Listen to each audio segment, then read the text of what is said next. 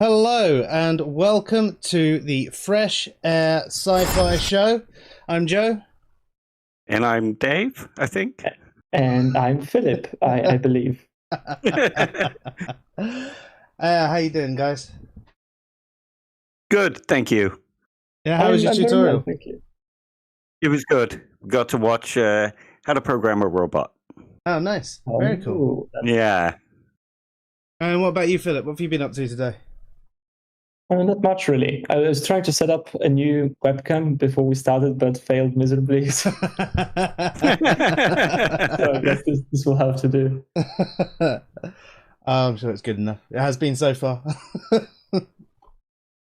So tonight we're doing another response video. We've done one recently to a couple of atheists. And tonight there is one from a priest who has done an open letter with a bunch of questions, and Philip kindly found this video for us. So we figured we'd address this one today. I haven't actually had a chance to watch the video yet, but I kind of find that that's almost better in the sense that I get really fresh responses for this. Someone did suggest checking out another couple of videos ahead of schedule, but I'd rather have a mix. Yeah, good call. I watched one of them, unfortunately. And now Ben owes me recompense for suffering. Was it that bad? Yeah. I haven't watched other ones, actually. Just the one. So, yeah. It's evidence. It's good evidence that the evidential problem of evil is real. Brilliant. So we've solved solipsism recently and the evidential problem of evil. Excellent.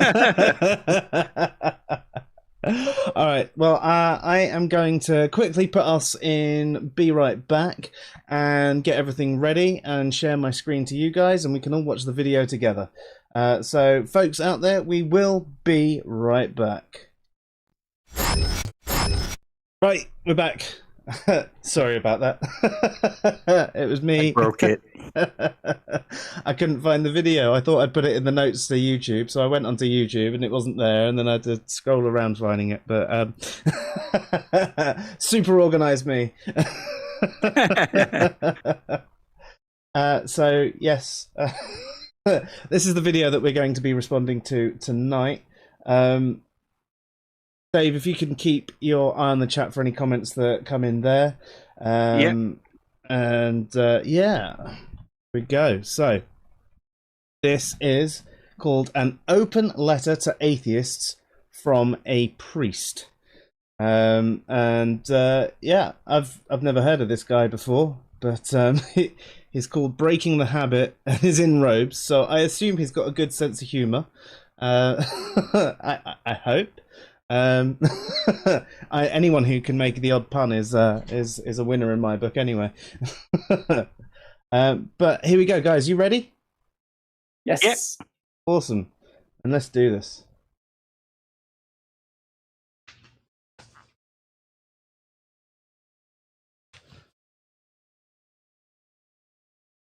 Atheists. Thanks for clicking on this video. It means a lot to me, really. I'm a religious guy who's devoted my life to a God you don't believe in, so you're taking a bit of a risk here that I might insult you, make you feel bad about your life, or at the very least, waste your time. I really do appreciate it, and I hope not to do any of those things here. Rather, I'd like to pose a question to you. It's a very simple question, in fact. It is more of an exhortation from me to you. This question is not meant to trick you or convert you. I don't have some super ingenious question that will somehow inspire faith in a deity, as much as I'd love to. I'd rather just like to challenge you. You say that you're an atheist, that you don't believe in gods, and I just want to know one thing. Are you a good one? Are you a good atheist? It's a question that I ask with two things in mind. The first being related to morality. While religion in general, and Christianity in particular, doesn't necessarily make someone a moral person, these ways of life do necessarily demand morality of adherence. There is a particular code of life that one must live. In the case of Catholic Christianity, that code is one of peace and justice, mercy and forgiveness. It's a code that seeks to care for the poor and seek reparations for those who take advantage of the vulnerable. Now, Lord knows we don't always live up to our founder and have actually done some pretty atrocious things through the years, but it is our faith that at least informs us when we do these things and gives us and reminds us a moral code to live by, reminds us that it's not an option. We must strive to be good people. Now, as someone who doesn't have this foundation, who doesn't believe in a God or adhere to a religion, there is no superstructure making this demand on your life, no one telling you how to live in certain situations. Without a belief in an afterlife, there might be a feeling that all the world is futile, so what difference does it make? This, of course, does not need to be the case. Some of the world's greatest humanitarians, some of the most influential figures today promoting peace and justice efforts, are not adherents to a religion, but live morally out of a commitment to humanity, a recognition of our interconnectedness, an acknowledgement that there is something good in itself about loving one another, about sacrifice. And so I ask you, are you a good atheist? Even though there may be no eternal reward or punishment, even though you're free to do whatever you want, do you choose the virtuous path that benefits not only you, but others? I hope so. The world needs good atheists. Now, of course, the word good points to more than just a sense of morality. It also represents an evaluation of aptitude. When I ask if you're a good atheist, I want to know if you're good at being an atheist. Do you articulate why you don't believe in God in a coherent way, or you just think that religion's dumb, so use logical fallacies? Have you explored the depths of your mind and heart, asking the real questions of life, of death, faith, and reason, seeking to understand what this human life is really about? You just not want to go to church, so this'll do. Have you read the critical atheist thinkers of history, people like Nietzsche, Sartre, Feuerbach, Heidegger, people who really ask the challenging questions, who pose thoughtful insights of the world? Or just stick with people like Richard Dawkins, people who provide great sound bites for the cause, yippee, but do little to add anything to the world other than strawman arguments and divisiveness? Have you read for yourself the works of real theologians, people articulating our beliefs in the best way we know how? Karl Rahner, John Henry Newman, Joseph Ratzinger, Augustine of Hippo, Henri de Lubac?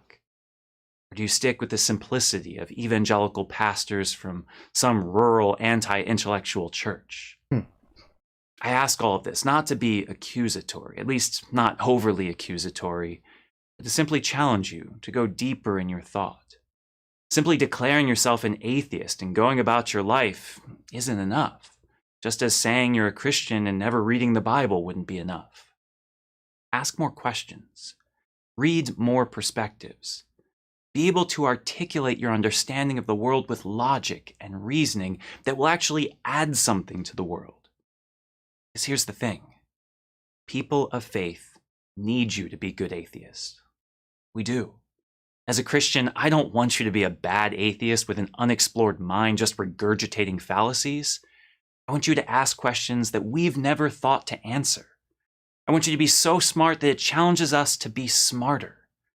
As crazy as it sounds, I would much rather you be a good atheist than just an atheist. And so that is my humble message to you, from one believer to a non-believer. We may not agree on much, but that doesn't mean that we don't need each other or can't learn something from one another. We do, and we can. Peace and good to you, Father Casey. Short and sweet. Yeah. So, I mean, there's a couple of bits there. I mean, he says we may not agree on much. I don't know if that's necessarily true, so I'm already disagreeing with him. But I think that actually there's a lot of things I do agree with in theists, and I think actually if we take out the religious debate between theists and atheists, there's a hell of a lot of things that we actually agree on. So I think that actually if we got away from the animosity, we would actually see that we're far more alike than we all realise. But his actual video there were two main parts to it. He was talking about good atheist as in morally good, and good atheist as in attitude. You're learning. Do you just regurgitate, Dawkins and Ra and all those people, or do you think a little bit better? Think a bit more for yourself. So I think let's unpack the moral one first. Yeah. Because we're going to have a lot of fun with the second part, I'm sure. I probably don't need his video up anymore, so I might switch it back and we'll just do the 2cam. So be right back, folks.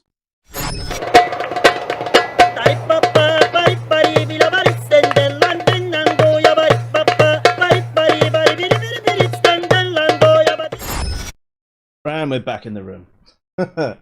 Nice one. That was quick. Yeah. That Yeah. Something's going to go wrong now. Yeah, we find out that actually it's been on mute the entire time.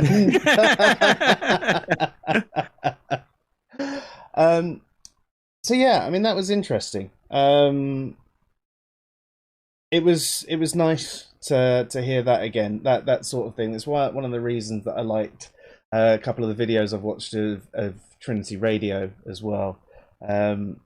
I much rather have a conversation with a theist like that. In fact, anyone that communicates that way over a lot of the ways we see people communicate online, definitely the sort of conversation I want to be having. So, as I said, let's unpack it. There were two types of good atheists we were discussing there. There was, or he was discussing there, morally good and intellectually good, I suppose. So, yeah. Philip, would you like to unpack that one first? Are you a morally good atheist? So yeah, I think the first part of what he was saying was probably the more controversial part, at least for us, because I don't think there's going to be much disagreement on the second part, actually. I think first, to answer your question, I think I am. I hope I am. I'm trying to do my best to be a good atheist in a moral sense, or a good person, really, in a moral sense. But yeah, I don't know exactly. Like there were some bits in there that I was confused by, I have to say. Like some talk about, you're free to do whatever you want or something like that. That confused me a bit. And other things, because of course there are sort of competing moral sort of systems that you can subscribe to as an atheist as well. So it's not like if you're an atheist, you're sort of free automatically. It seems to me, at least. I suppose it depends on how you reason with that one, though. The argument that he's making is, without a divine arbiter, then how do you know you're being good? But as you mentioned, there's loads of different moral systems that one could adhere to. We could make the argument that a deontological rule set, some like divine command theory, is sort of taking the easy way out as well. You don't actually have to think too much about, is what I'm doing actually good? You just follow some rules. Now, I can understand an argument can be made that if there is a God and it's an all-powerful, all-knowing being, it would have the ultimate answers of what is good and bad. And if there was some control there where it didn't allow its commandments, etc., to be bastardized by man, then we would definitely have a rule set that is there for us. But we don't know. I mean, so many different translations and interpretations of the Bible and the Quran and all of that end up with different results anyway. So that in itself says to me that how do you even know, if there is a God, how do you even know that these rules are exactly as God had intended in the first place? But everyone just follows what their church says and so on and so forth. They don't think about it too much. So I think even a theist should question their divine command theory a little bit more and try and work out if they're actually being good or they're just following rules that they don't even know if they're definitely from God. Dave, what do you think? Okay, there's a couple of points I'd like to kind of bring out. The first is that he admits that even though there is this superstructure for Christianity, there are a lot of Christians who don't behave quite as they should, which I thought was quite honest. Yeah, I really love that bit that he admitted that. That was really good. Yeah, because there's a lot of Christians that wouldn't admit that. And keeping with the whole superstructure thing, he says that for atheists, there is no real superstructure. I mean, there's lots of moral theories we could choose from. But as far as an overall superstructure, we could go to something like moral relativism here and say, well, all people have an overall superstructure, and that is their society's superstructure. Not just the overall sort of greater country superstructure, but within the family unit, within the neighborhood unit, within the local unit, there is always an overall superstructure. Yeah, no, that's a very good point, actually. I mean, even though we might not necessarily agree that moral relativism is the be-all and end-all, I mean, descriptively speaking about morality, that is the way it can work. Yeah, we are all still held accountable by our neighbors and our friends and our family, our government, etc., etc. Yeah, and actually, if you're in a religious culture, even if you're not religious yourself, you're still held accountable to said superstructure as well. So, yeah. I hope he wasn't like. I didn't get the impression that he was trying to make the very tiring and boring argument against atheists that is like, you can't be good without God and all of that.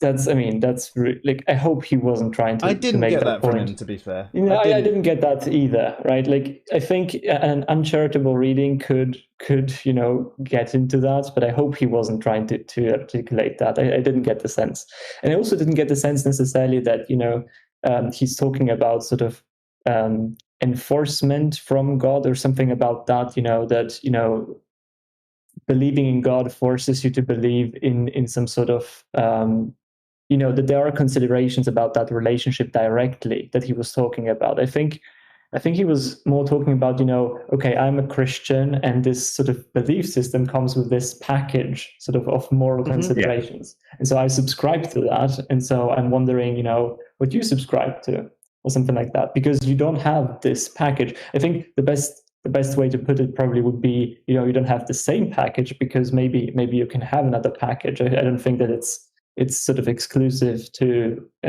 Christian sort of beliefs. And of course, there are other religions that have different packages, presumably. So, and as an atheist, you can subscribe to different packages as well. At least it seems to me. And in fact, actually, you could say the same about a deist. Are you a morally good deist? Again, you've got no superstructure there in the terms that he's using. You've still got to sort of work it out for yourself. So, I mean, people in the chat, what do you think? Are you good atheists, or if you're like LB, are you a good deist? And or like Leon, a good agnostic? Oh, of course, yeah. Sorry, Leon, I didn't mean to forget you there, but you're just a weak atheist anyway.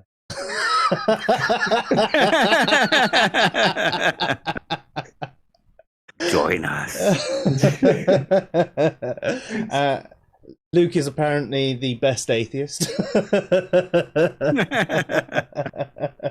Yeah. I also think... Yeah, sorry, go ahead. I was just going to say, there is a few things from the chat, but you go ahead and I'll do them after. No, I just wanted... I think this could...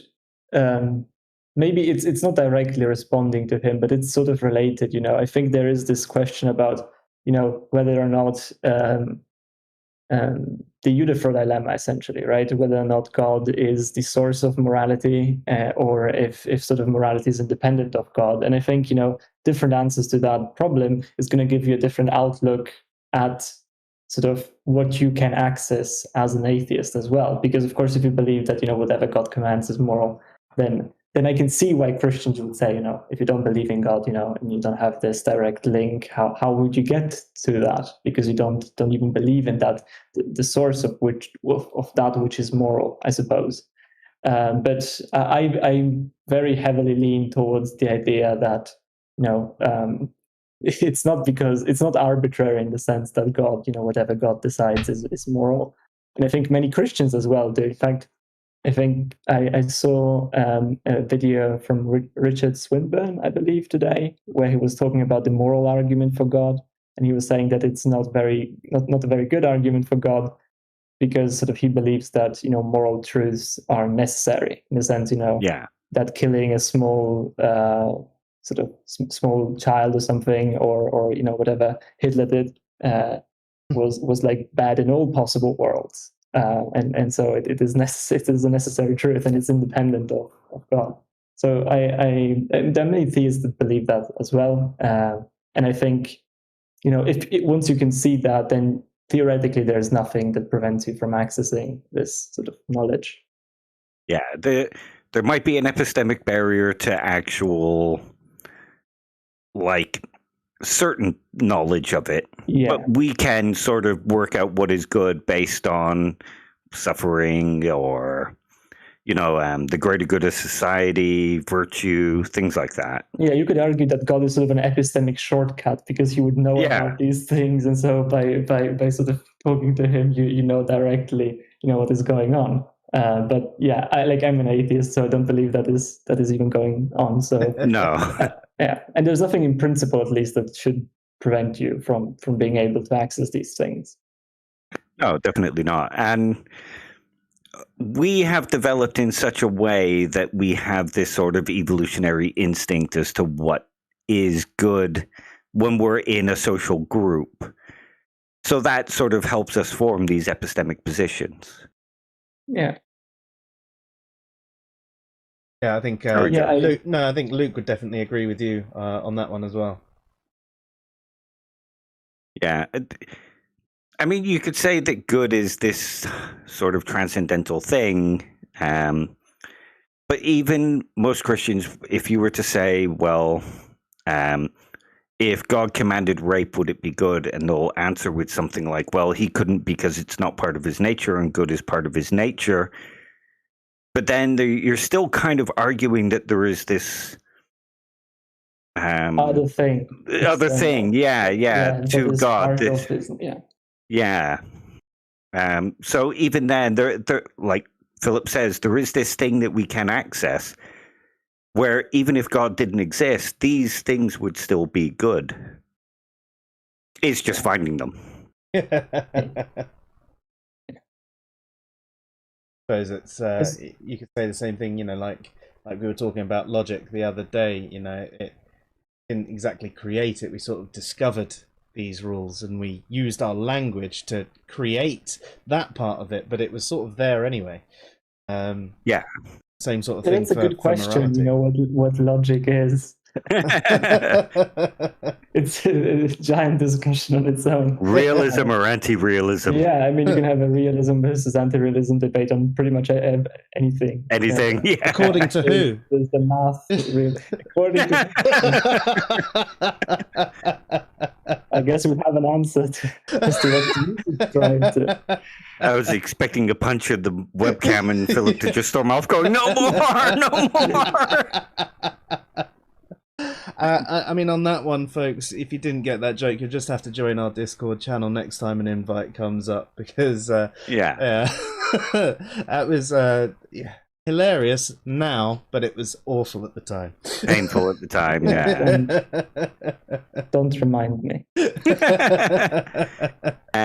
So yeah, and getting back to the good thing, you could consider yourself good anyway. Like, you could say, well, of course I'm good. I follow such and such a thing. The real question is do most people around you call you good? Even as an atheist, do most of your neighbors, your family, your friends, everybody call you good? If that's the case, then chances are you're probably being a morally good atheist. At least within your society. Yeah. Yeah. And, I mean, most Christians probably would never know their neighbor was an atheist based on their behavior. They would think, oh, well, he's not stealing, he's not robbing, he's being polite, he's friendly, he's a good person. Yeah, that's very true. I mean, especially in a country like ours, where religion isn't much of a big deal. anyway. I mean, there are certain cities where or towns where it might be quite religious, but in general, it's all a bit of a, and it's not unless you're particularly outspoken one way or the other that you'll sort of get this. So I know it's quite different in a place like America, where they are really struggling for their secular values. Or other places where you have to be really quiet about being an atheist because you might get. Yeah, which is a good example that having a belief based within a religious structure doesn't necessarily lead you to being an actual good person. Yeah, and to be fair, he admitted as much, right? Like, that's why I kind of respected the way he answered. Yeah. So, you said there were some messages from the chat. Were any you wanted to read out, Dave? Hang on.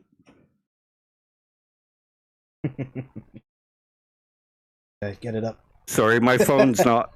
Yeah, it's stuck in full screen mode. Okay, there we go. New phone, who dis? Chris Taylor says, considering the terrible things many priests do, having a divine being in thought doesn't seem to do much for morality. I mean, that it's a good point, but it's sort of what he said, though. Yeah, and there are also lots of priests who do good things, and lots of religious people who do good things. Yeah, I mean, that's the thing. And they would say, though, within that, they've got their structure. Those priests that did bad things, they've got a structure that says, well, they've done something bad. So they've caused a harm, to someone or whatever. I think the problem then comes is if it gets swept under the carpet as well. But again, that's the people doing the wrong thing, not necessarily the morality being wrong itself. Yeah. And I think most people would be united, both Christian, like Catholic, Protestant, deist, agnostic, atheist, who would turn around and say that is a bad thing to do because molesting children and covering it up is a bad thing. Yeah, some people believe, and I think this is maybe worth addressing from our side as well, because like many atheists say something like, religion poisons everything. I think this is like Hitchens' motto, or that religion is automatically poisonous or harmful in a way. And I personally would disagree with that. I don't think you can make, I think you can make that sort of a case for strong ideology, being harmful in a way, or at least, sort of cult-like behavior, all of that sort of thing. I think that is you can make a compelling case that is harmful, but that wouldn't necessarily rest on religion as such. In fact, if you have sort of different outcomes, if you have religious people that are good and you have religious people that are bad, and you blame religion, there's some work that you have to do, because you're blaming the thing, and even though you're blaming the thing, they both subscribe to that thing, so it seems that there is something wrong with your analysis there, because you would expect that if what you're pointing to is the explanation for the bad, that then whoever has that trait then gets you to a bad outcome in a sense. But that doesn't happen, so there has to be some nuance there. There has to be something that more to that whole story. Oh yeah, I totally agree.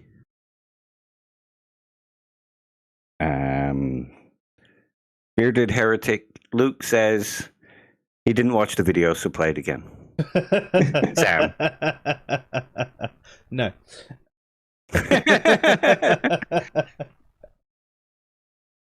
Luke also says superstructure within evolutionary psychological structure.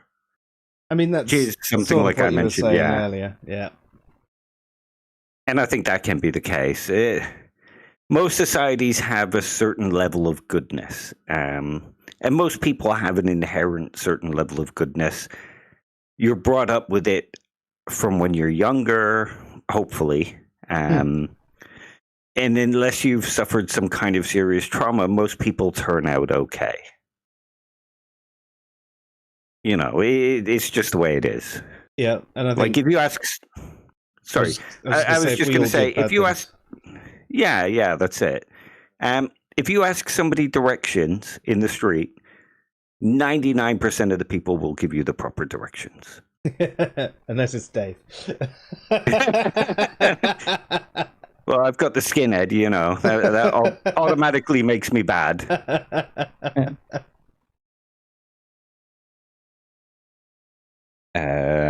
Lord Bryant says, I am willing to bet a lot of theists that do, or I am willing a lot of theists that do, but they won't speak about it because of being called a heretic and whatnot. They may not become atheists, but still. I'm not sure what that was in reference to. Maybe they were talking about something else. Not that I can see. I thought that they were talking before about, someone leaving theism or something. I'm not sure though. Maybe I misread. I don't know, but LB, I'd be interested in whether you think you're a morally good deist, and how you justify your morality as well. I mean, I can imagine it'd be similar to the way that we do it, but it'd be interesting to hear it from your perspective, especially as your deism sort of started off. I mean, you were an evangelical Christian, then you were a Christian deist, and then you're just classic deist. So I wonder how much of your morality is still tied into Christian values, or have you come to go, well, actually, no, I don't agree with some of them because of this. Quite an interesting conversation. So I'd be interested to know on that one. But I suppose there's the delay in the chat, and by the time you answer, we might have moved on to the next section. Moved on. Luke says he's the best atheist, and he'll fight you anytime to prove it. I may have added that last bit in there myself, but you know. Can it be a DJ battle? I'd still lose. And Leon says cringe. I'm guessing that's in reference to us telling him to join us as atheists. You should though, for real. Leon. Yeah, you're basically there anyway. Yeah. An agnostic is just a fence-sitting atheist, as I saw someone post on Twitter. Yeah, there's no difference between an agnostic and an atheist after all. It's all the same thing. Lord Bryant says he was speaking about theists who question their religion. Okay. I'm not sure that clears it up, but thank you. Yeah, that's what I thought. I thought they were chatting about someone, that was thinking of leaving theism, something like that, or switching to, I missed that. I'm sorry. Luke says, good is what is best for the organism. So good is wiping out most of the community so you can take all of their goods and all of their food. Yes. We going into the selfish gene here. It's the utilitarian route.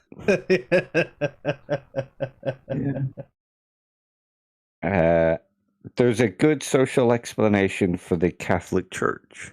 That's what Luke says. I think you're going to have to explain that one, Luke. Probably sort of a social structure thing, evolutionary.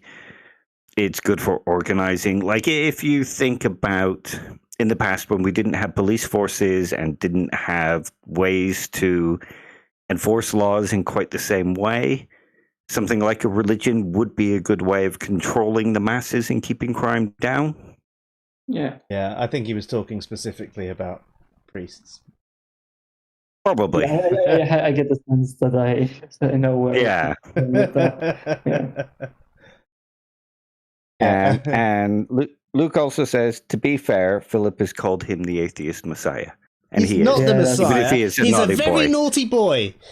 I mean, he can be both. He can be both. I mean, to be honest, from a certain perspective, the atheist messiah would be a very naughty boy. So there you go. Yeah.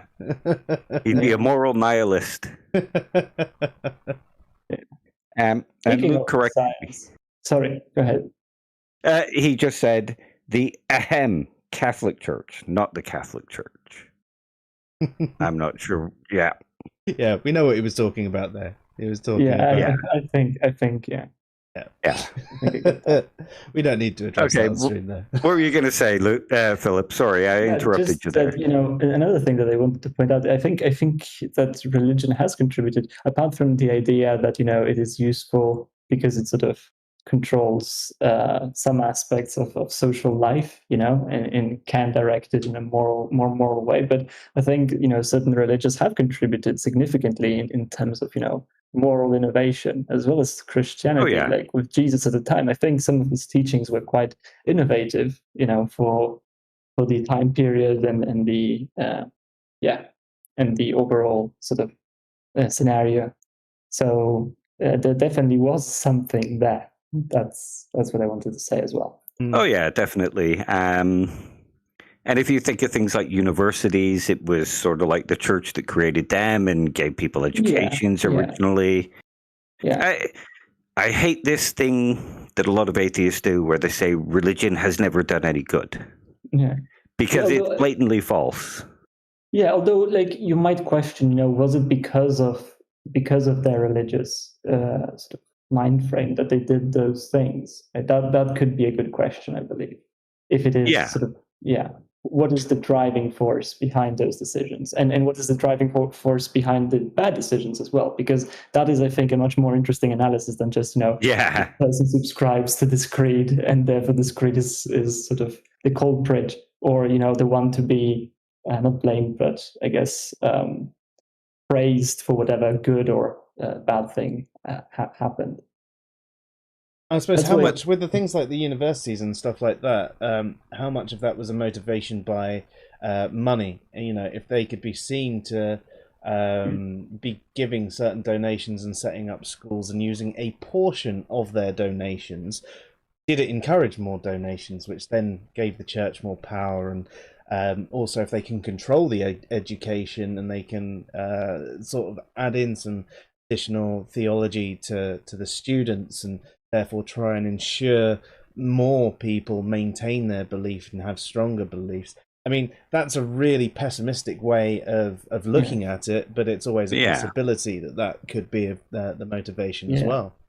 Yeah, missionary work as well could be seen through that lens. Like you could see that, help comes, but, it might be sort of I don't want to use the word indoctrinate, but sort of spread the belief, cast it into a good light. I don't think that all of that is done because of that, just to be clear. But, I suppose, it could be that some of these things are because of that, right? I wouldn't be surprised.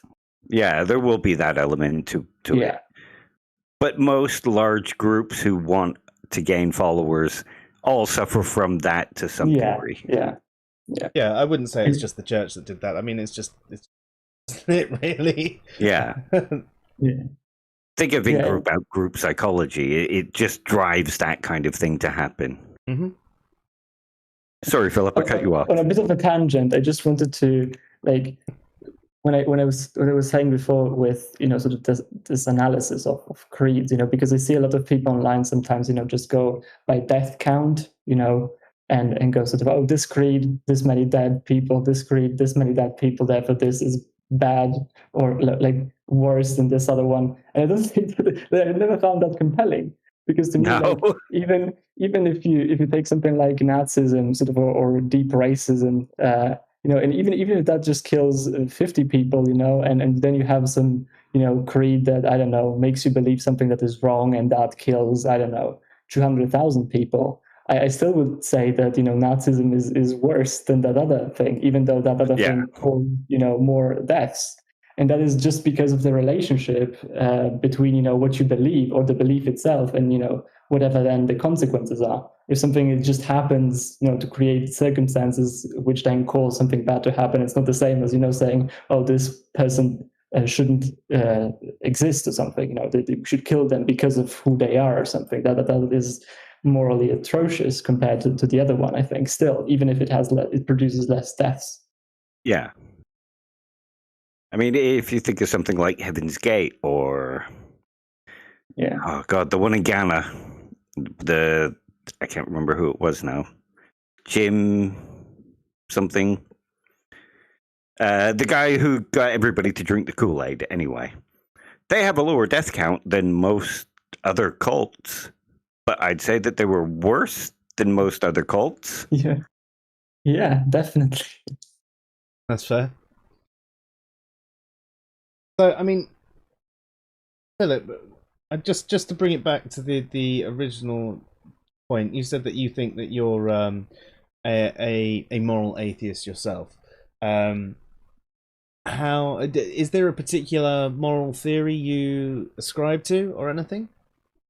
Okay, yeah. So this is a bit complicated because I legitimately don't know that much about ethics, but I think I subscribe to sort of like a broad consequentialism as a category, and then I have like very specific little nuanced views about it. For example, something that is very unusual probably for consequentialists is to say, that I believe, for instance, that intent is almost exclusively what matters in a way.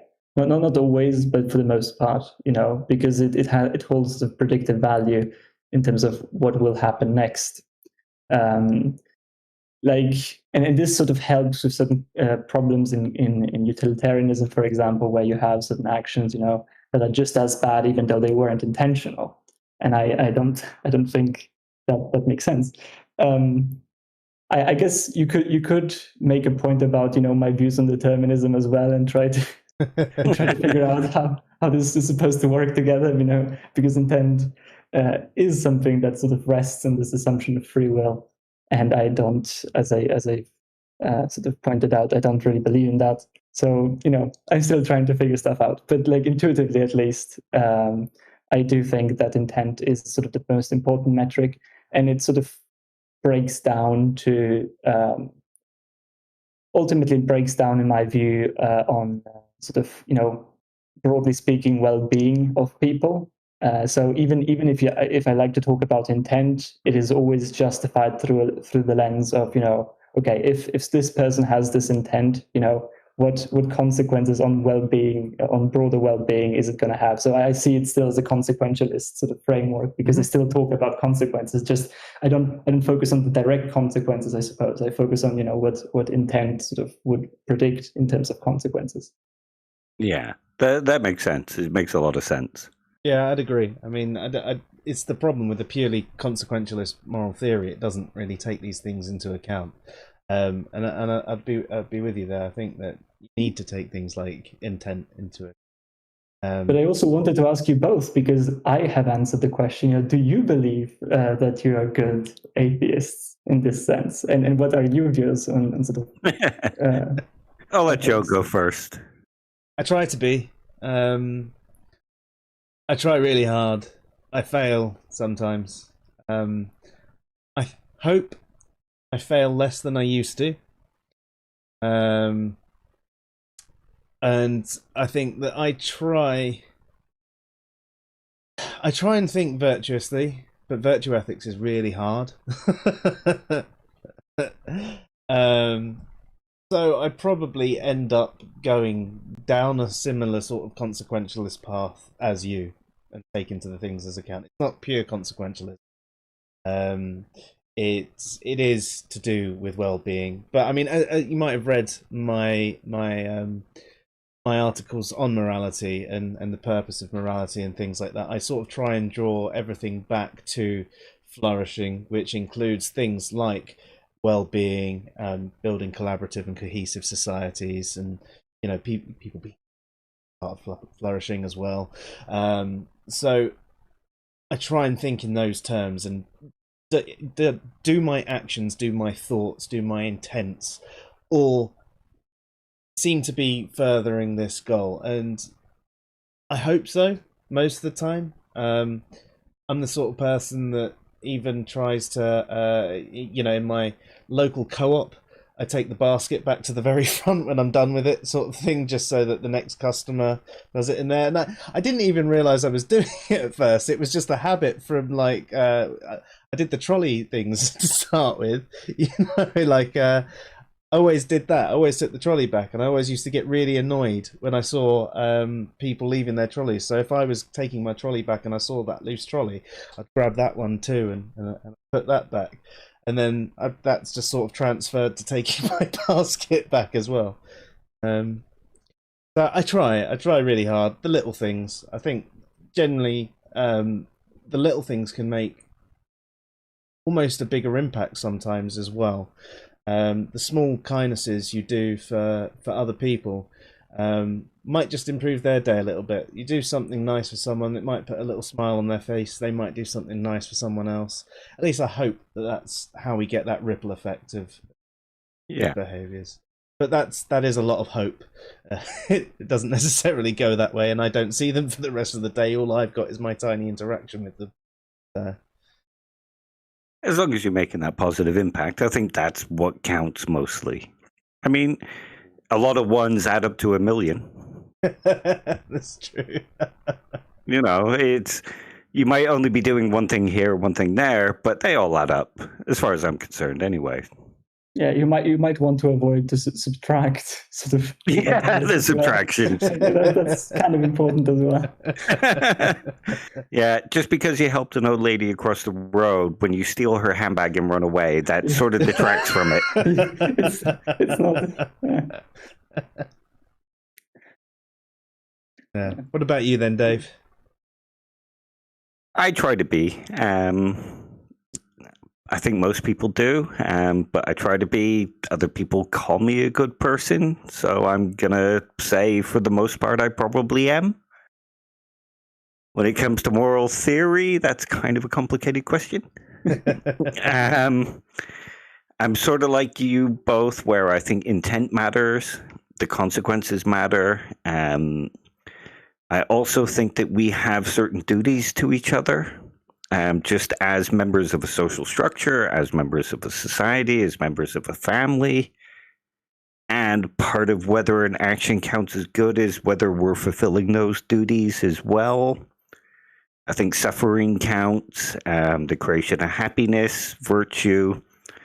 I don't think it's possible to simply assess an action. I think you have to take multiple passes at it.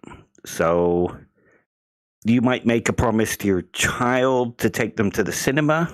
And it's good to, fulfill your promises. But if you get a job interview that will help you bring a better life to your child, breaking the promise it's a bad thing to do, but it's a good thing to do because you're doing so enables you to bring a better life, and that fulfills other duties. Does that make sense? Yeah, it definitely does. So I'll let the everyone out there. So we've just answered whether we think that we're good atheists or not.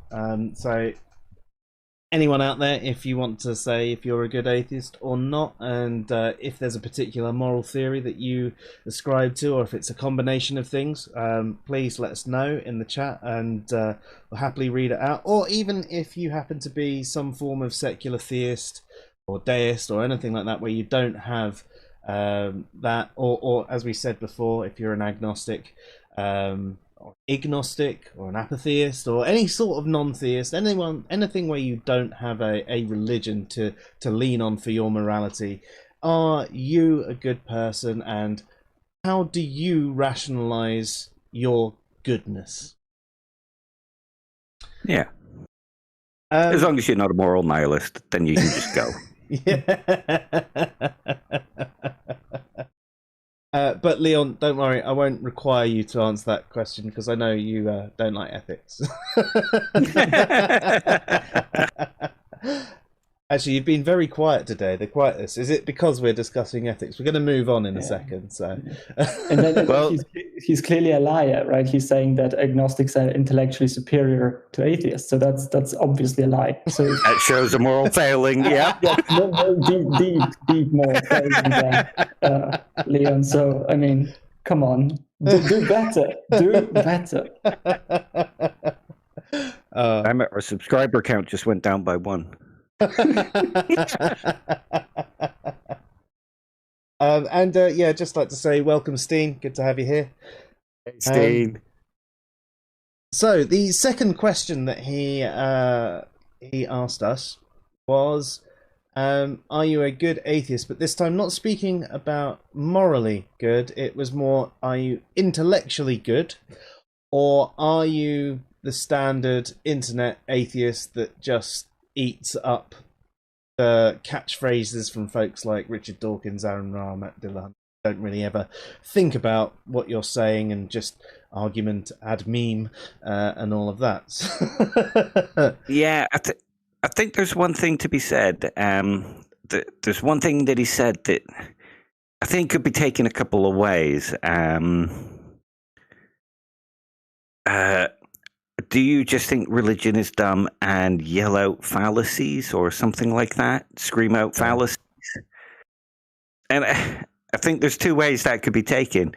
He could either be accusing atheists of making arguments that contain fallacies, or the atheist playing fallacy bingo. Yeah. Or both, technically. Both, right? yeah. But which did he mean? I mean, both is correct. He could be both. He could be meaning both, yeah.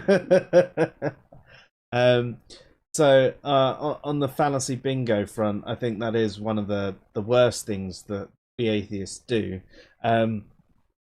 Because a fallacy is an error in reasoning. It doesn't necessarily make the conclusion false.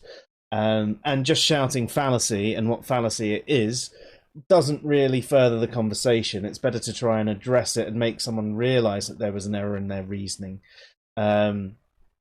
So, yeah, just shouting fallacy, again, it's shutting down the conversation. And what's worse, we often get the fallacies wrong as well.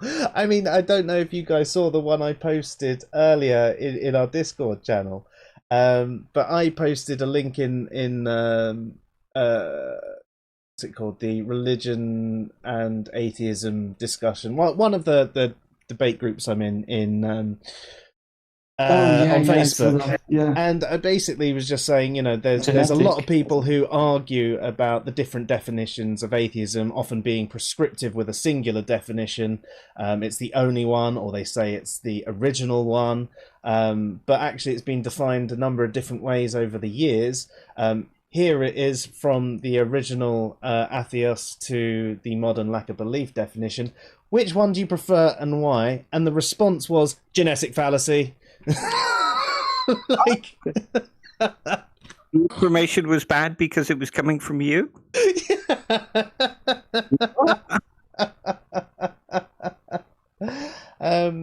So yeah, in regards to that Also, one, sorry. Just wanted to quickly say, because this happens all the time, you know, finding someone with a fallacy, as you said, you know, if he employs a fallacy, doesn't make the conclusion wrong, and hilariously, that itself is a fallacy. You know, to say, you know, you're wrong because you committed, or the conclusion is false because you committed a fallacy, is called a fallacy, right? So that's another thing.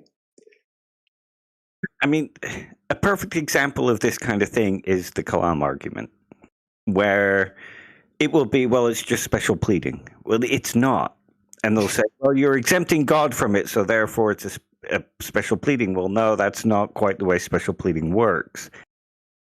Yeah. We do it all the time. I mean, yes, religious people might make a lot of fallacies. Religious people might call out the fallacies bad too, but atheists aren't exempt from it. So I think generally what he's getting at is because I think he even said in the video that, you know, religious people can do it too. He's quite honest about religious people committing the same kind of problems. Yeah. So yeah. So on that front, I don't get me wrong, there are times when I've had enough of a conversation and I've tried to talk to someone and all they're doing is speaking in fallacies, and I've tried to have a proper conversation with them, and I might just, sort of do the mic drop. You've done this one, this one, this one, this one, and I've tried to have a conversation with you. I'm out. but I try not to go down that path. I'd much rather have a conversation with someone, and I think I speak for you both there as well. And pretty much everyone who is in the chat room, and I'm sure a lot of our viewers who haven't made it to tonight and will be catching the rerun, are the same sort themselves. So we're not all as bad as some of the heuristic ones you might find on the internet in that regard. Yeah. I rarely ever try to say you've committed this fallacy. Yeah. Or because it's better to say, I think your reasoning is wrong because of X.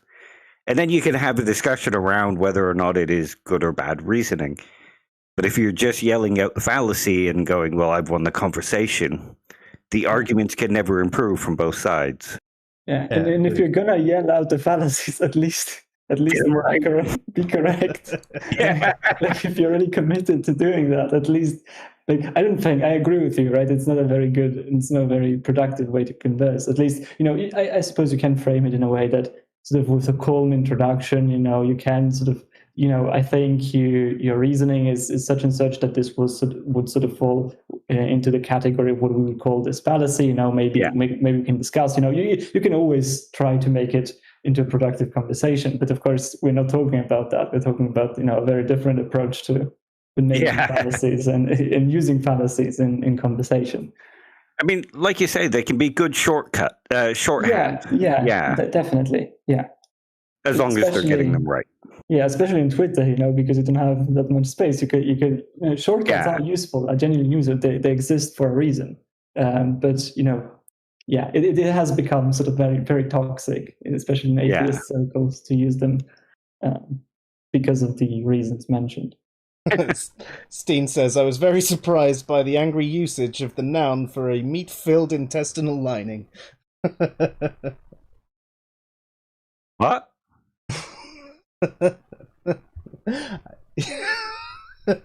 Yeah, I assume that the meat. I've got to Google it now.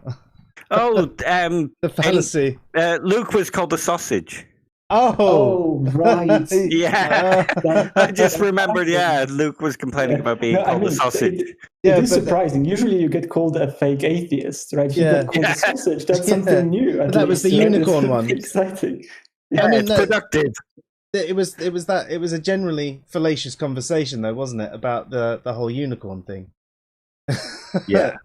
It was pretty bad. Yeah, I wish that. Yeah, speaking of bad behavior, that is something that I wish. The whole pixie sky daddy whole thing. Yeah, that's the thing. I mean, is there a specific?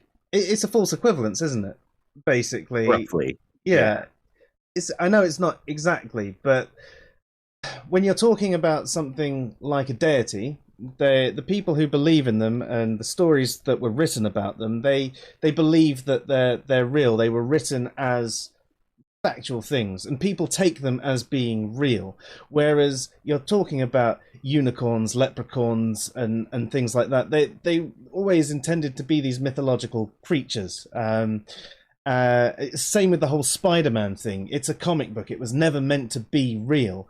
So using them as a comparison, I would say, is a bit of a false equivalence, because the intent there is different. Now, you might reason in your head, well, they're both myths. None of them exist. Okay, that's fine. But what you're doing is you're being condescending and patronizing, and you're just being dismissive, and you're not addressing the conversation. It's a similar sort of thing as just shouting fallacy. Stop it with the, as you said, the magical sky daddy and all that. Yeah. Why are you there? Are you actually trying to have conversations with theists? Are you trying to change their beliefs? Or are you just there to make yourself feel good and put them down and basically be a bully? Because I'd much rather have a good conversation with a theist. I don't know about you guys. I do know about you guys. I think you absolutely nailed two of the very important points about those sorts of things, because it's a false equivalence and because it shuts down conversations. But there is another sort of consideration here, I think, because people just when they say this, they don't understand how the reasoning process works for a theist, at least in the justification sort of chain of things, because that's not how it just doesn't work. And if you try that, right, you don't get the same result, because theists usually, you start with some sort of cosmological argument, something like that gets you to a first cause or something, a necessary being, right? And then you try to reason towards something that would have godlike properties, something that is timeless, omnipotent, all of that. But there are reasons, right? This is called the gap problem at that point, right? But there are reasons, there are reasonings being done at that point from a first cause or from a necessary being to something that is timeless. I mean, timelessness, for example, is very easy in the Kalam as well, right? Everything, time is on this side, is in the universe. So whatever creates universe has to be outside of time, so it's timeless.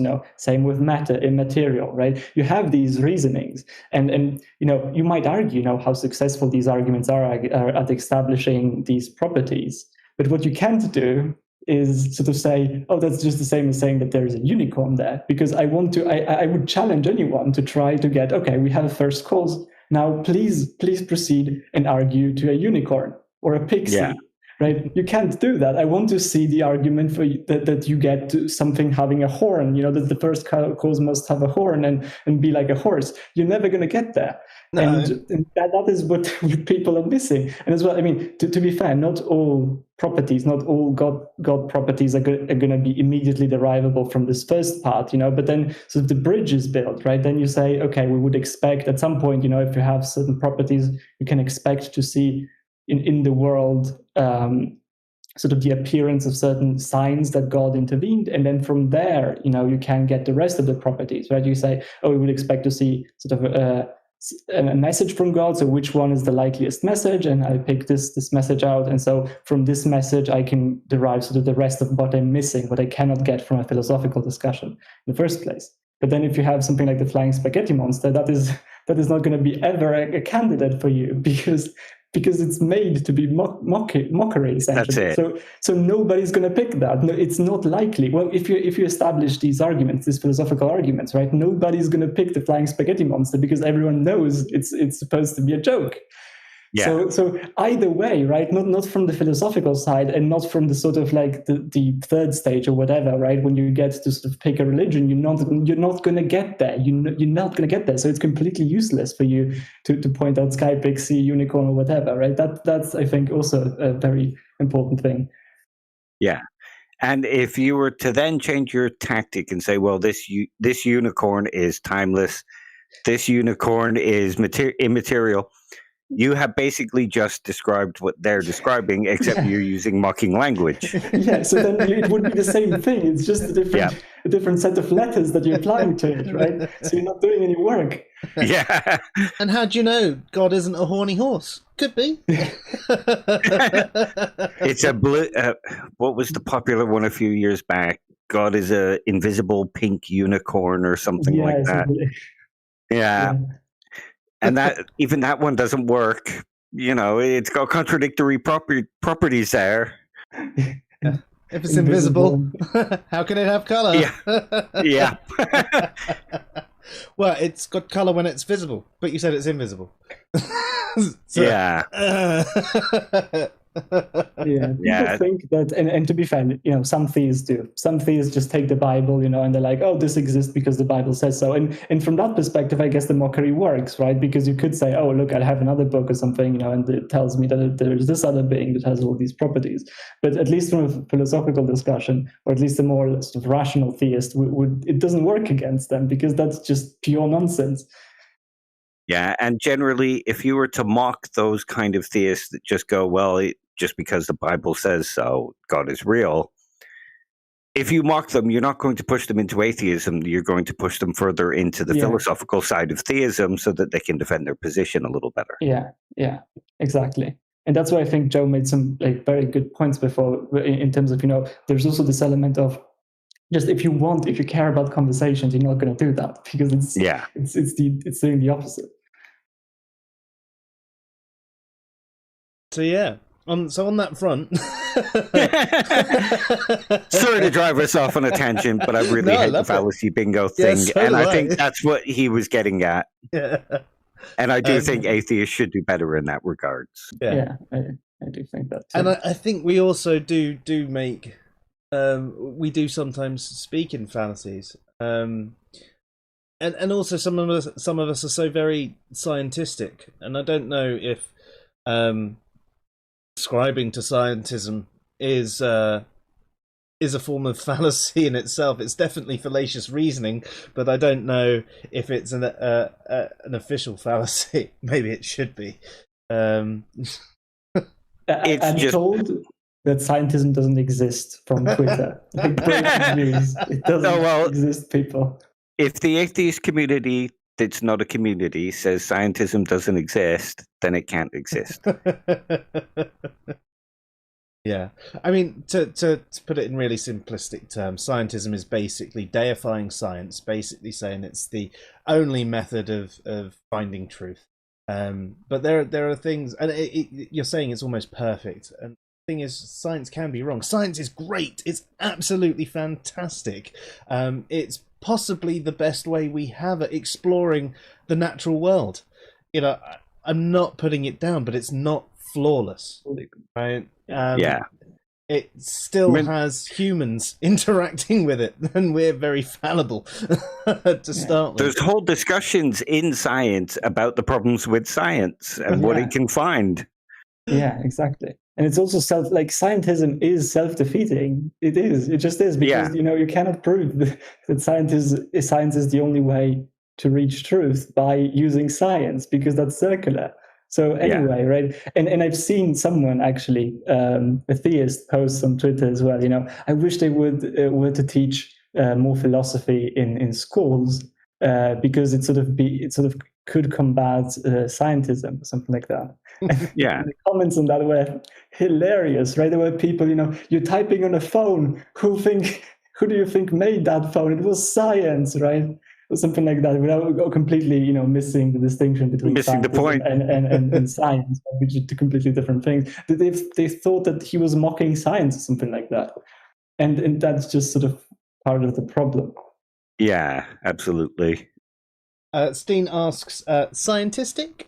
So scientistic, I mean, if you think about, if you had an atheistic religion, it would be a religion without a belief in a god, for example. So someone who is scientistic, they're someone who sort of ascribes to scientism. So they are. It's describing a behavior as someone who is deifying science and therefore is ascribing to science. So to scientism, sorry. So in that regard, if I was to point out, you're being quite scientistic right now, it would seem that you're putting far too much faith into science in that regard. Okay, I've got one for you. Yeah. If an atheist follows atheism and a theist follows theism, who follows scientism? Yeah, this is good. Scientistic people.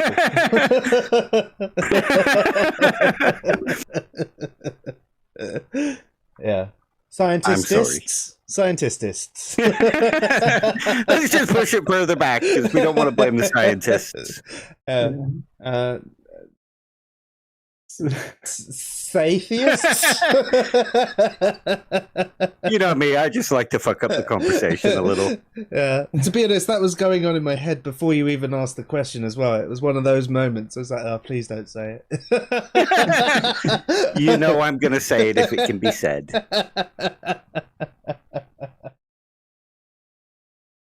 But yeah. And I think a lot of scientists who are actually working in the field, they don't necessarily ascribe to scientism in that way, though, do they? They're a lot more open about it. As you said, there are plenty of conversations within science talking about the problems of science.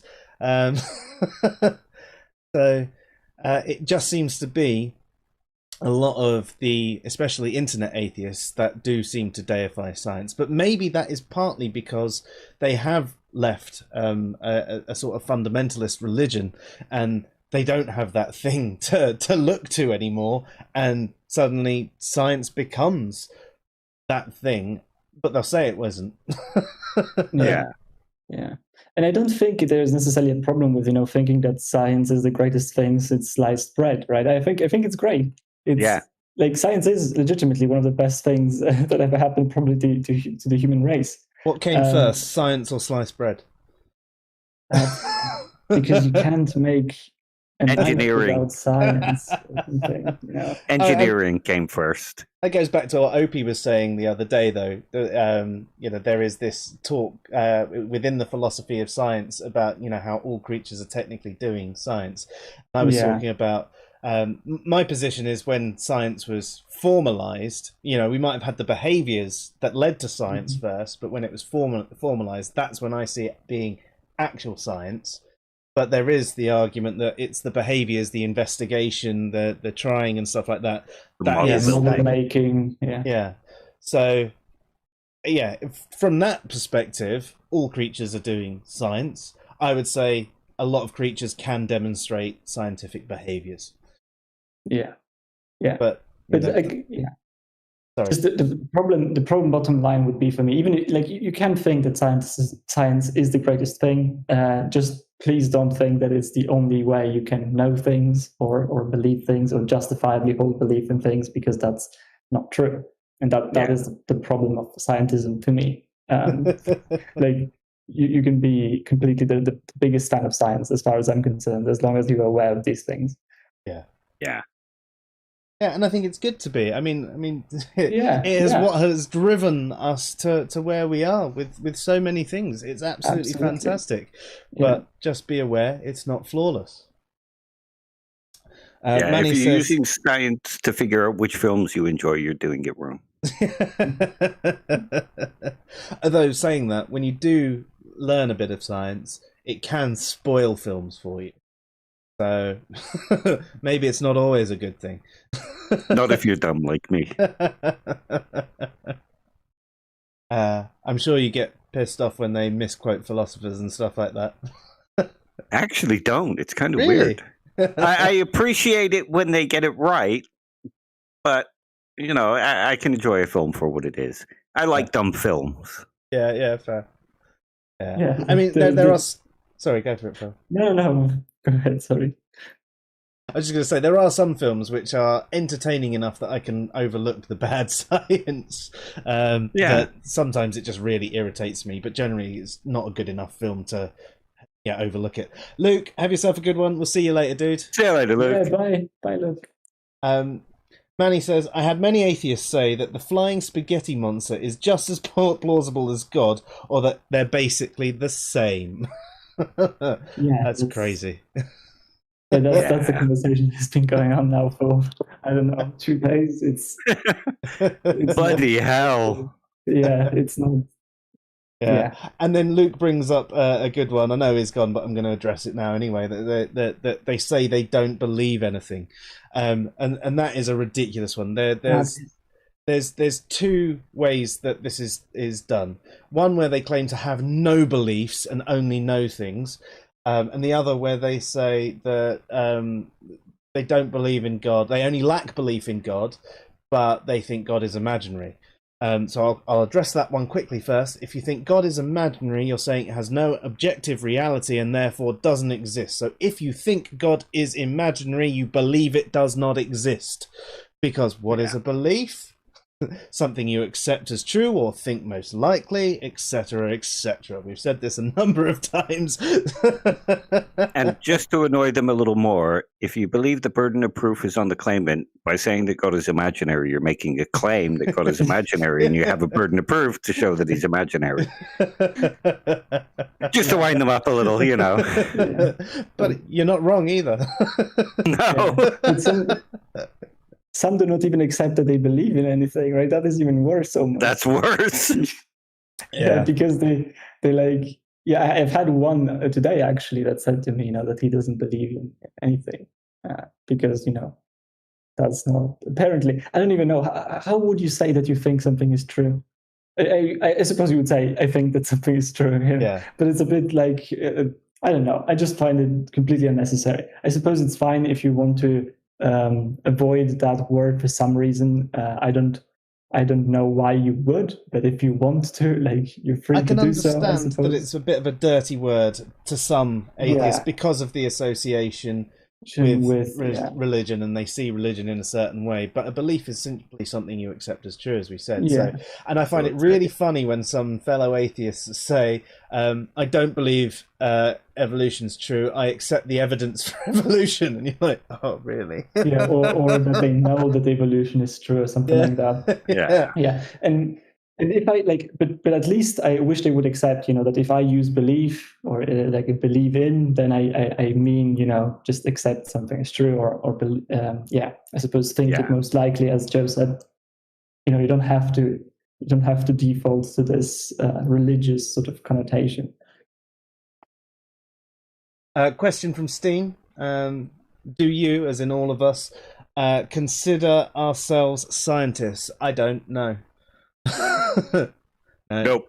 No. I've got a psychology degree, but I don't really do it. Yeah, I think Dave is just he has a master's in philosophy.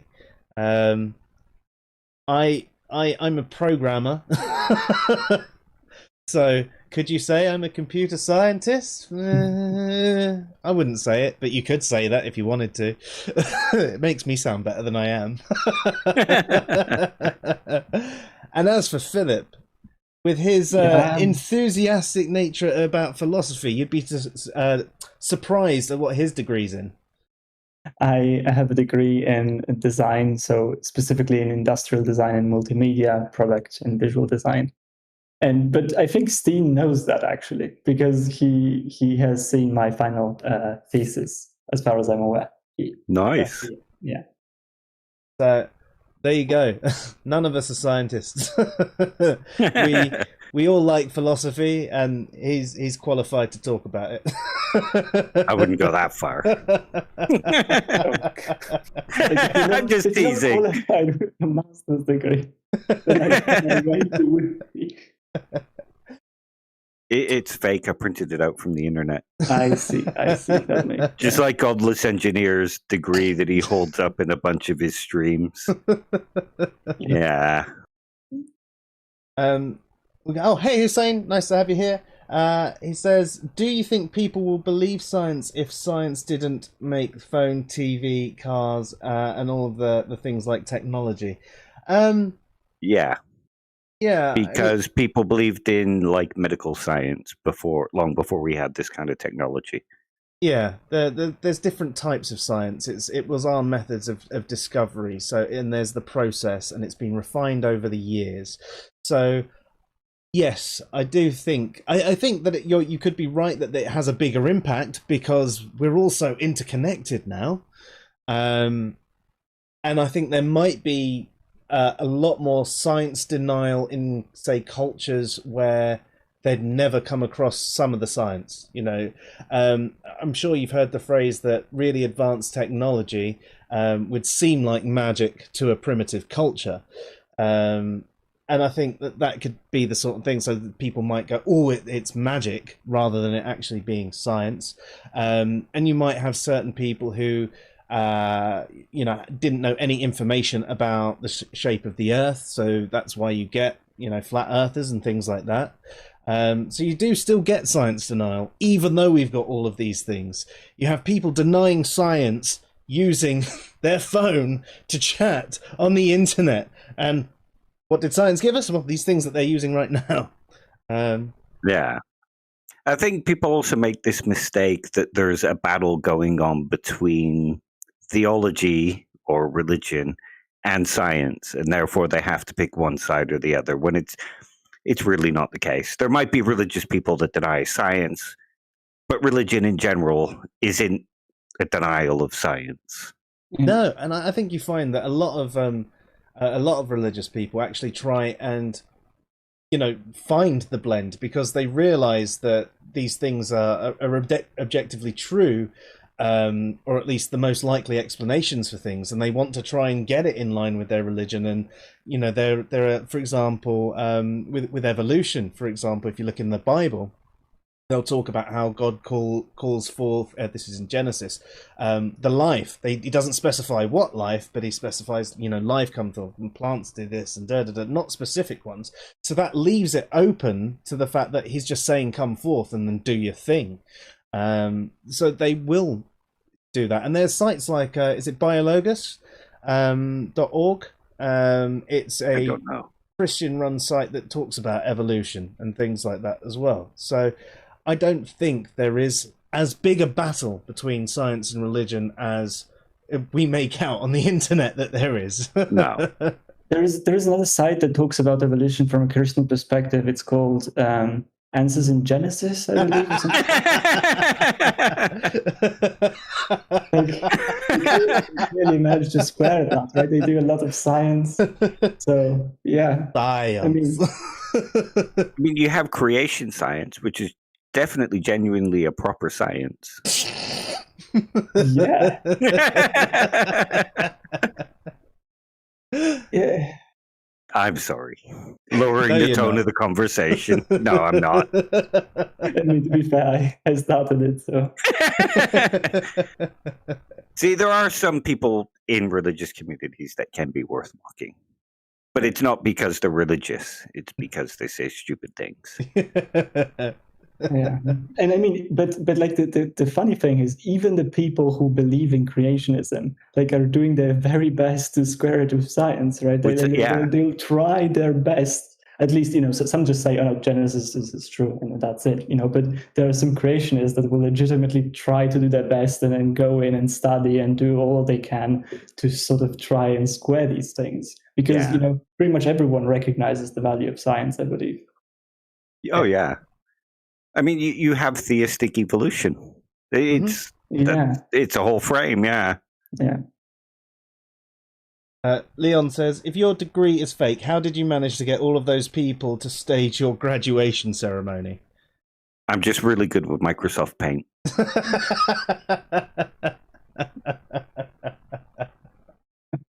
That is a project. To paint every frame.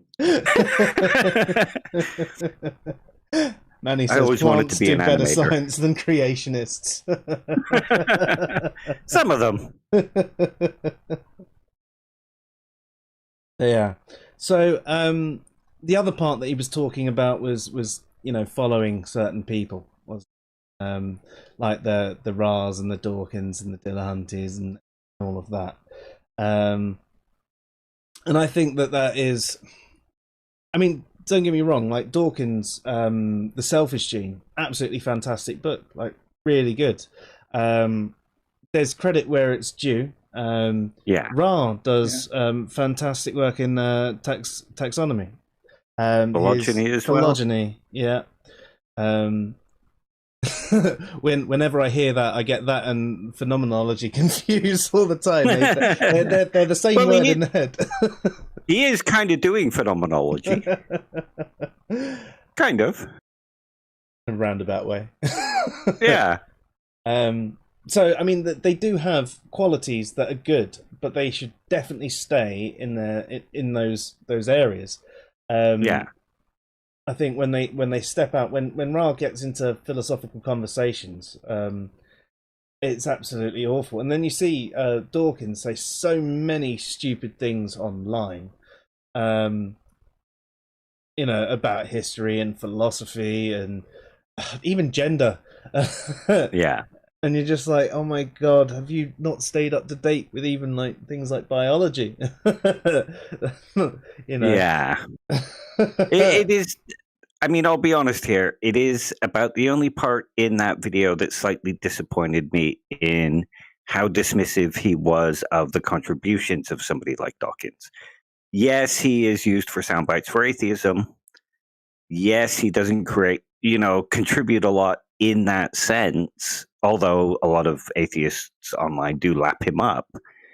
But to say he hasn't contributed to society is a little too dismissive. Yeah, That's a fair point. That's a very fair point. And he's you're a brilliant right, scientist, right? Yeah, he is. It's undeniable that he has contributed a lot. Yeah. And I also get why sorry, I also get why he has this sort of dislike for religion, because he sees it, I think, as tied into sort of the creationism thing, you know, and it is directly counterposed to you know, what he's doing. So I can understand sort of where he's coming from. Although I disagree, obviously. Like, I think he didn't do a very good job in terms of, you know, the analysis of religious belief and all of that. Yeah, The God Delusion was kind of a terrible book. It raised some good points, and there was some good stuff in it, but I think in general it's not a particularly great argument against religion. Yeah, no, for any theist that actually, you know, knows a bit of the arguments and philosophy, that is not going to move them at all, I believe, right? Because it's very, very superficial. But philosophy's dead, man. Yeah, but then you take something like The Blind Watchmaker, The Selfish Gene, the kind of evolution books that he's written for children. Those are great contributions to society. Yeah, I agree. And I mean, we mentioned some stuff that Ra's done. Obviously, his work on trying to keep creationism out of schools and stuff like that as well. I think even most non-creationist theists would be in support of that sort of thing. So, yeah, these people have done some good things. They're just generally not good at the theology and the philosophy and history and all the things that they don't specialize in, but they seem to try and stick their fingers in all those different pies and end up getting burnt. But they're often so arrogant and so egotistical that they project that it's everyone else with the problem rather than them. And because of their position within the community, they get a lot of people patting them on the back even when they've done something poorly. I mean, you even saw it recently in that Thought Adventure podcast where Aaron Ra was on, and some of the comments in there were talking about how Aaron totally destroyed them when he really didn't. Nah, he really didn't. Not even close. Like, if you can see how bad that was from like a philosophical perspective, like it was pretty bad.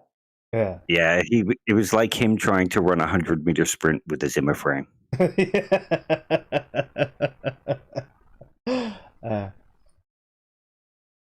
As Steen agrees, they're foremost scientists and should stay in their field. You're right. Rojogan says, if you could pick one reason why you don't believe in the Abrahamic God, what would it be? Is there anything inherently incoherent in the Abrahamic concept of God?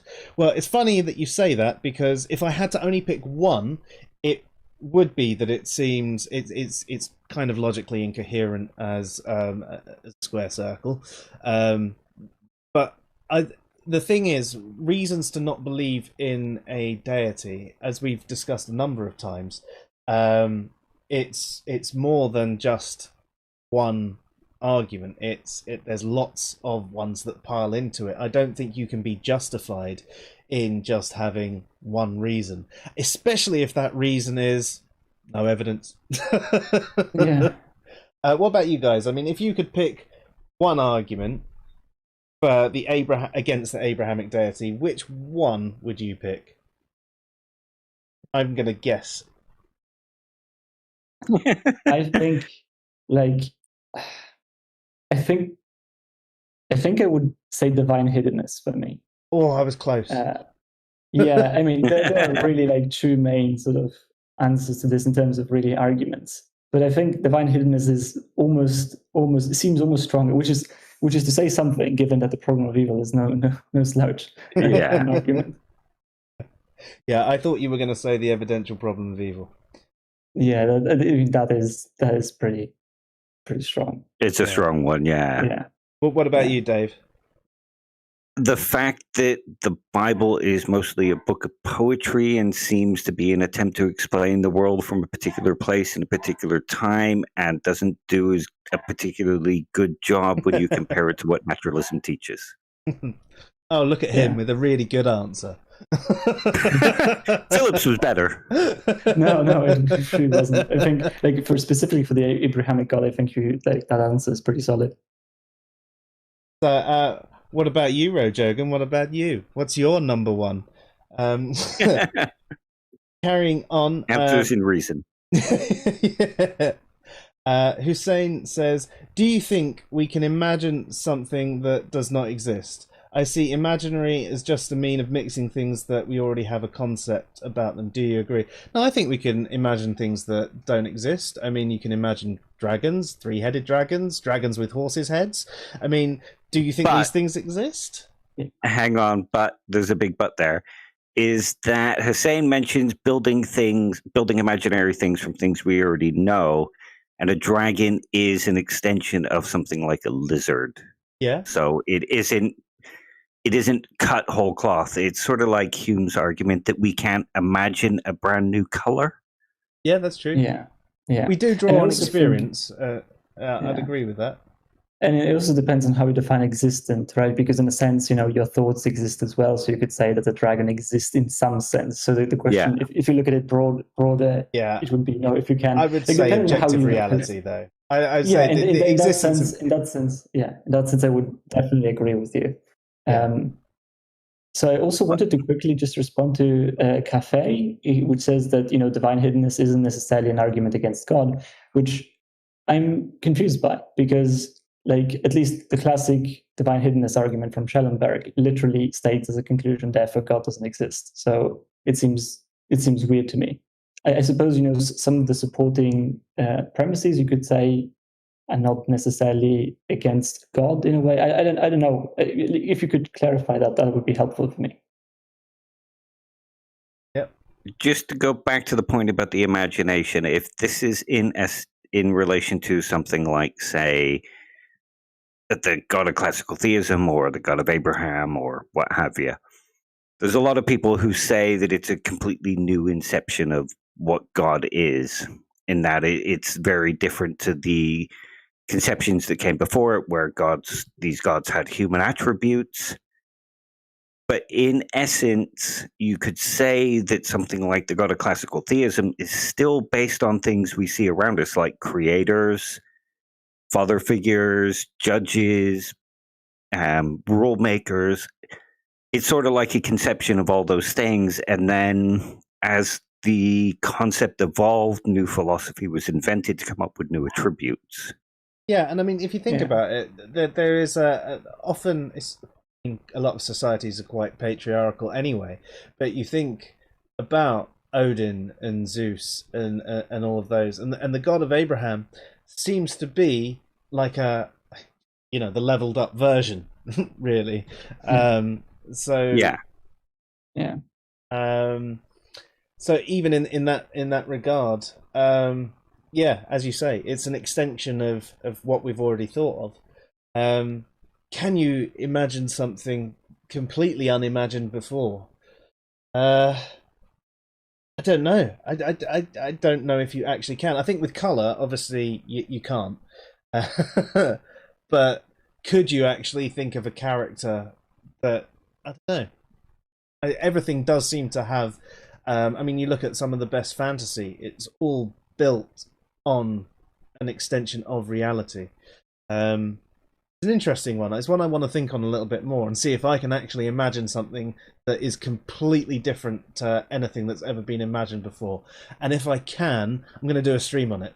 But when you find out that I've never done this stream, you know the answer. I think it is kind of hard to imagine something that is unlike anything else. Next stream, Joe is going to trip on LSD or something like that. That's the new end of month free for all. As long as you send me some.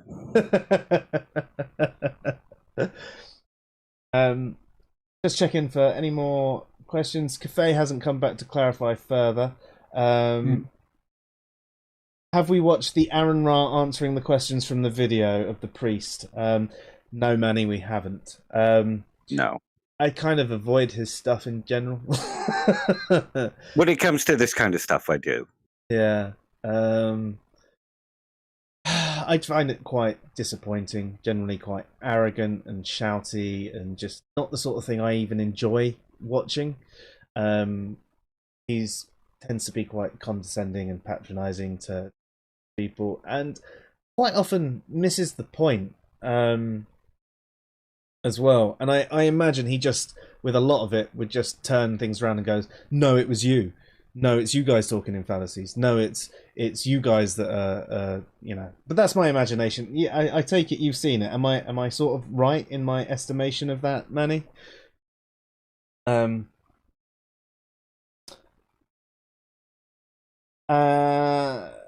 Yeah. Steen goes, yeah, you're asking a brain to form an axiom combinations that don't exist. But he does agree drug use may be a gateway to do that.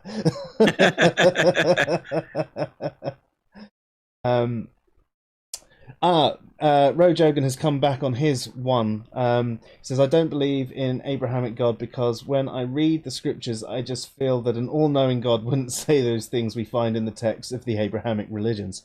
I actually created a post. Oh, God. One of my first answers in Reasons posts, actually, when I still spent time actually talking about religion, which I don't really do anymore, unless someone asks a question. Called Is God Omniscient?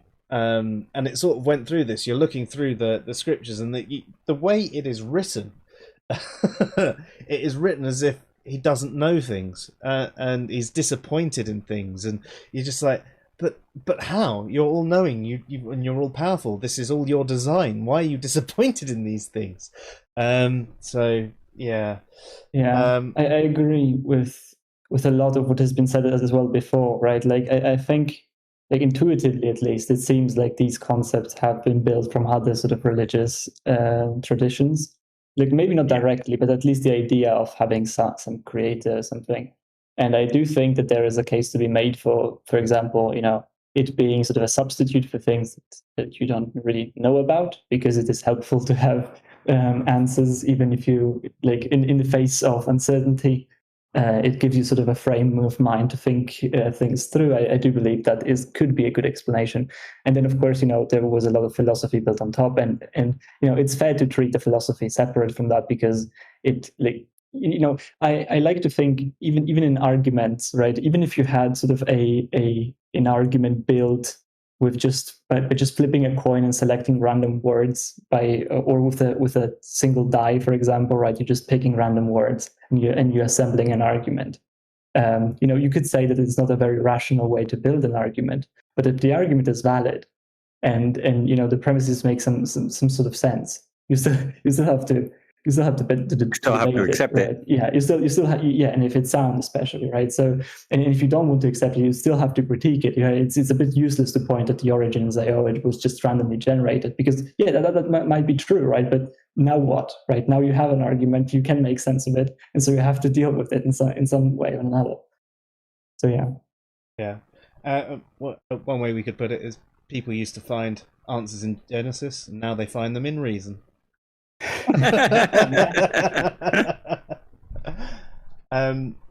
So how did we imagine the philosophical nothing? Okay. On, we kind of don't. Yeah. If you think about it, most people will insert something into that nothing, and they will discuss it as if it exists as some kind of dimension. Because if you were to say, where did God exist before he created everything? They'll say he didn't need to exist anywhere. He existed in this nothingness. But if this nothing exists, there is no in it, because an absolute nothingness is an absolute absence of everything. But God is generally shoved in there, so we don't imagine an absolute nothingness. Yeah, in fact, it's quite hard to, isn't it? Even if you try and think about an absolute, you think about a vacuum of space, but actually that still is something. It's still something. Yeah, so yes. We can't actually imagine an absolute nothing. Yeah, we might use the term, and we might have some vague concept of what it might be, but we're still not imagining an absolute nothing, because by calling it a nothing, it's a something. Yeah, you probably have to die to imagine nothing. Nothing, yeah. I imagine. So there you go. We didn't.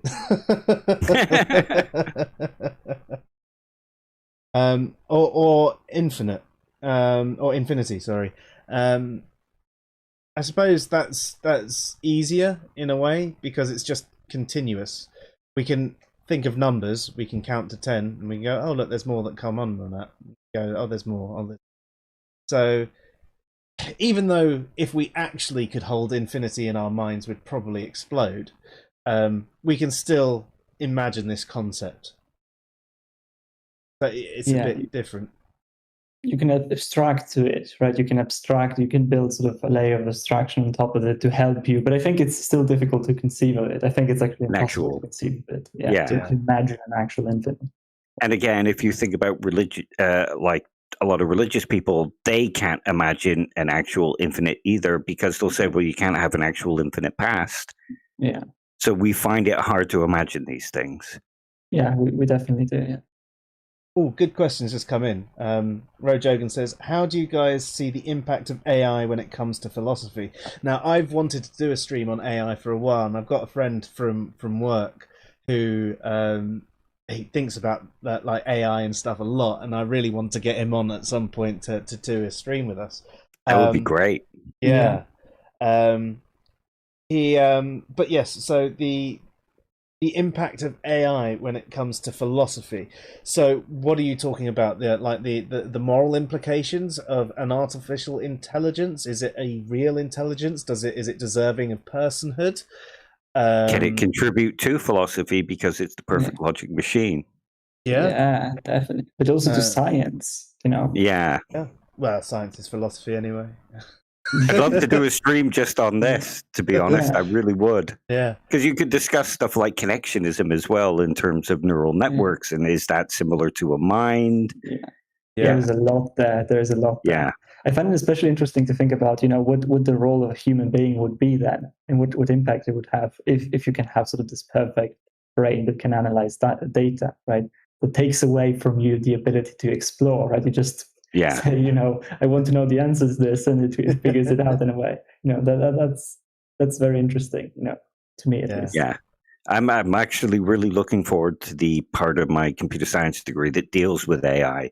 And we'll be dealing with like the ethics of AI and things like that. I really cannot wait. But unfortunately, it's not this year, it's next year. I don't know if I can wait that long to do this stream, Dave.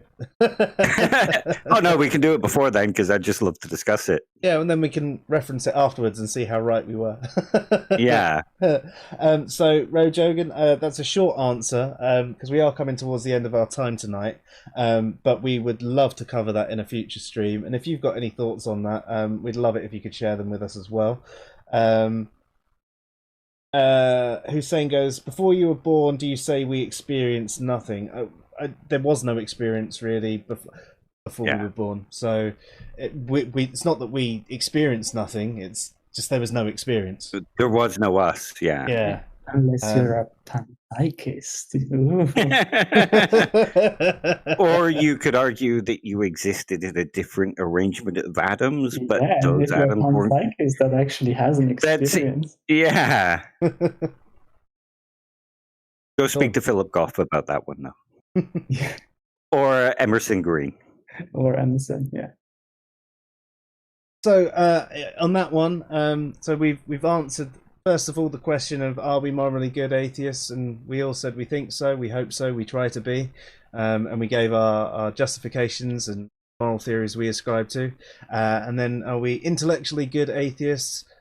We think so, we hope so, and that's up to you to decide. Do you think that we're intellectually good atheists? We try to be. I skipped to the second part of that, though, but there was a first part in that, do we read that's what I wanted to get to as well. We should answer that before we go.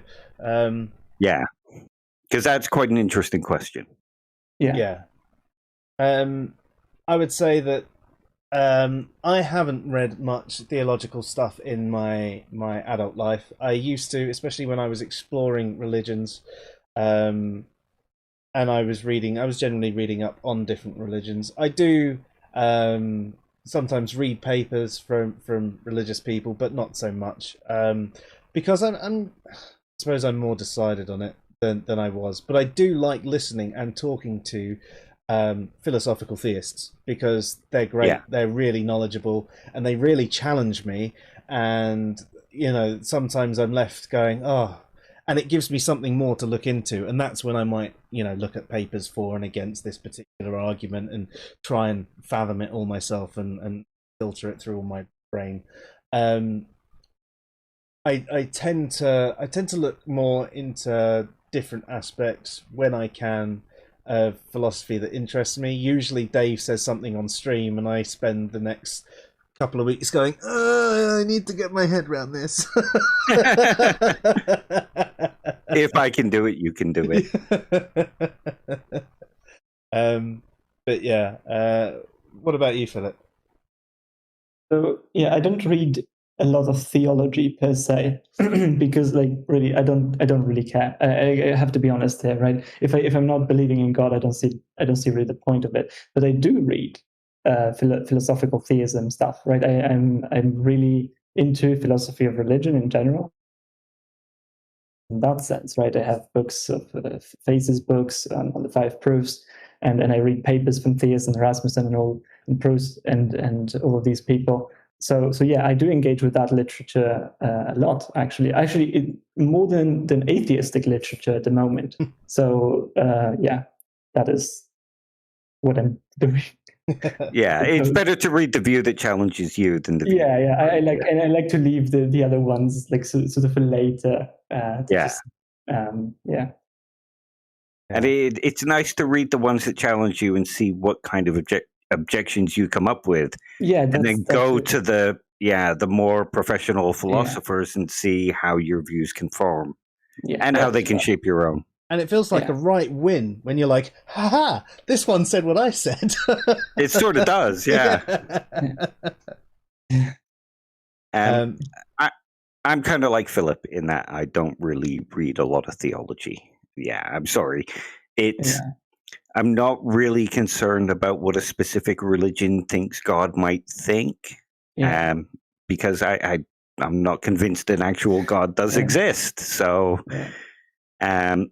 but I don't focus on philosophy or religion. But of course, I have studied it and I have learned it. I've read people like Aquinas and some people like that, and more modern, going to like William James, The Will to Believe.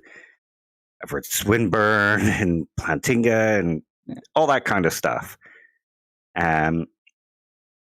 But that's it, And I read other philosophical theists, and I've generally found myself on YouTube. I'll put one on in the background while I'm studying, just because they challenge my views. Plus, you have got a master's in philosophy, so you will have covered a lot of stuff in that just because you had to. Not so much in the master's, but in the undergrad. Oh, really? Fair. There was some in the master's, but the focus was elsewhere. Fair. But yes, so right. Just one last thing that I wanted to say in the video, because I think there was legitimately just one thing that I found a bit disappointing, I have to say.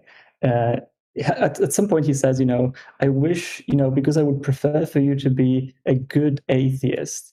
And I was sort of expecting him there to go, rather than a bad theist. Yeah. Right? That was my expectation, and I so wish that he would say that, because I would that was just such a natural thing to say, and something that I would respect so much, because I do believe that if you're religious, I cannot imagine really what it would feel like, although I was religious at some point, but I wish the theist would grant this, right? That it's better to be a good atheist than a bad theist.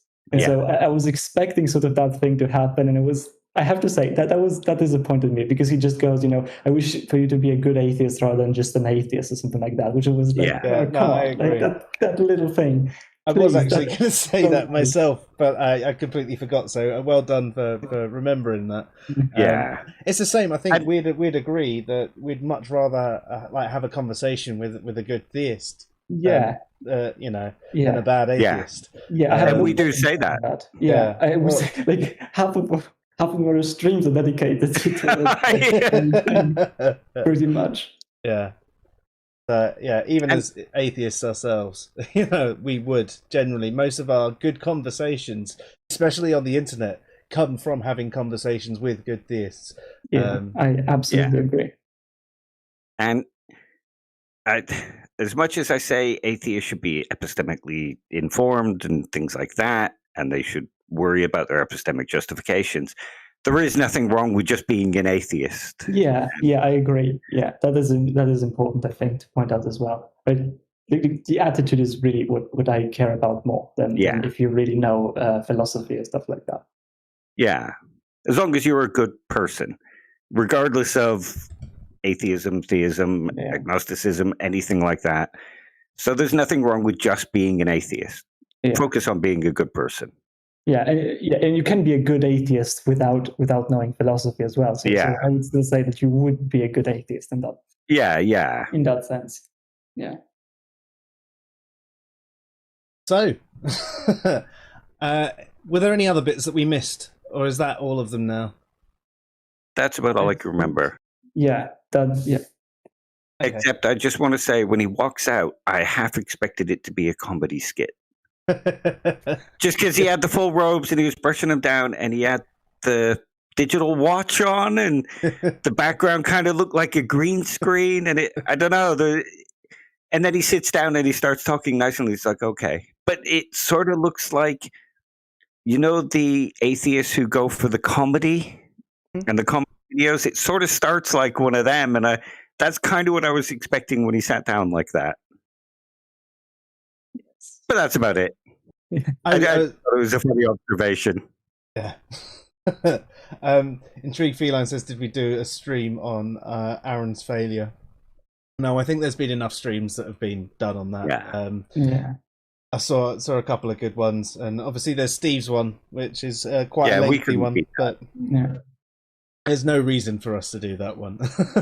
So if you're interested in seeing Aaron's failure, go check out Steve McRae's. So yes, anyone else? Hello OP.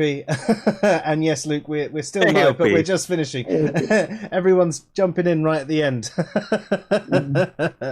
Well, thank you for coming along, but we are now pretty much finished. So we answered whether we're morally good atheists and whether we are intellectually good atheists. I guess we'll leave it up for you out there to decide whether you think we were. And the Dunning-Kruger effect means you should never judge those things yourself. Yeah, exactly. Yeah, that is fair. Yeah. So thank you, Casey Cole, for that video. I did appreciate doing that. I do like doing these response videos, actually. It's amazing how we've turned a 5-minute video into a 2.5 hour long conversation. Oh no, we started late, didn't we? A 2-hour conversation. But yeah, it was really good though, and thank you very much everyone in the chat who asked your questions and gave your opinions as well. I'm sorry if I did miss any of them.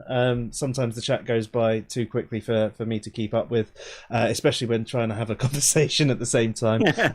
But if you ever think I've missed your question or your comment, feel free to say it again. And if it's one that I'm not answering on purpose, I'll tell you. But generally, I'll answer anything anyone says. It's just because I've missed it. Also, thank you so much, Philip, for finding the video and joining us tonight. Yeah, no worries. I enjoy these always, so I always like to hop on. Your challenge is to find another one now. We could respond to some of the responses to it. Maybe. No. I'm not really interested in doing that. I like things being as fresh as possible. Yeah. Cool. Well, thank you everybody out there in internet land. Thank you to all of you who've don't end yet. Why not? We are going to, Luke. I'm sorry. We've got stuff to do. But thank you for wanting us to continue. Luke's going to make a video that we can respond to. That's good. You do that, Luke. Okay, nice one. That one. But as I was saying, thank you very much, everyone out there. You've been watching the Fresh Air SciPhi show. We've been responding to an open letter to atheists from a priest. That was Casey Cole. So go check out his channel as well. We'll post a link to his video in the comments once I get a chance to edit it, probably in the next couple of days. And have yourselves a good night all. I'm Joe. I'm Dodgy Dave. And I'm Philip. Good night, all. Good night. Good night.